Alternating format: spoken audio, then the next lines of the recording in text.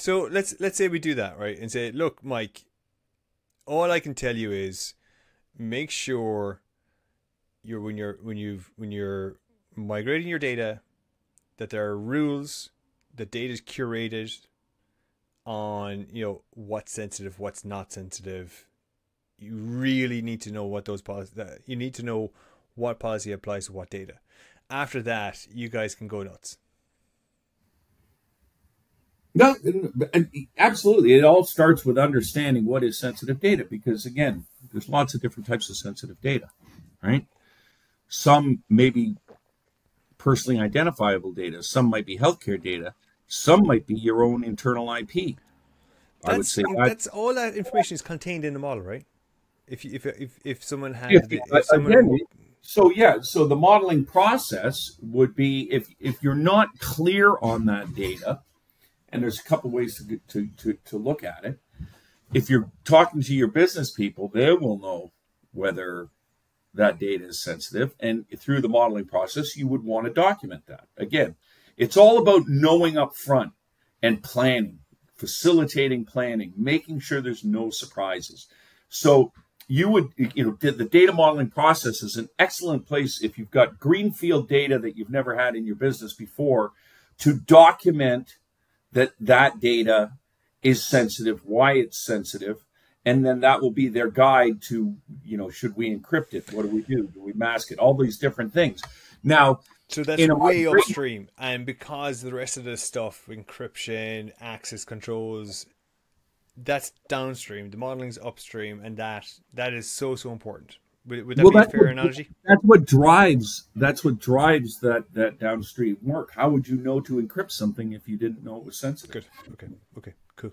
Right. Okay. So, but is there anything further upstream, or?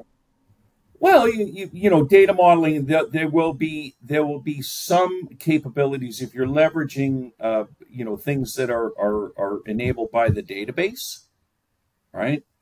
So if you're leveraging some mechanisms that protect data, encrypt data, do things within the database, then the data model can help with that, and because again your physical model will be specific to that database and will support the different capabilities that it has. If not, the documentation will then allow you to leverage that. But when you think about your security folks, your governance folks, your GRC folks in the organization, they all want clarity upfront of what data is at risk, because sensitive data by definition is data that's at risk of nefarious, people trying to steal it, trying to lock it down, all sorts of different things. They want clarity into that. They want to understand both post pre-breach and post-breach. Obviously, pre for planning. Post-breach, they want to be able to quickly go to a data model and say, hey, okay, this data was stolen. They can quickly go there and say, holy cow, that's got some really important stuff, and this is going to be bad. Or they're going to say, okay, we're all right here because we did the right things, and they may have stolen some data, but it may be encrypted, or it may not be associated. And I'm thinking with the database migration is where you're going to have these meetings. They're going to want to know who has access to this information while you do the migration. Yeah, and they want to make sure that the protections are not lost through the process of migration. Okay, cool. Thank you, Danny. Much appreciated. Yeah, I'll be in touch again. Thank you.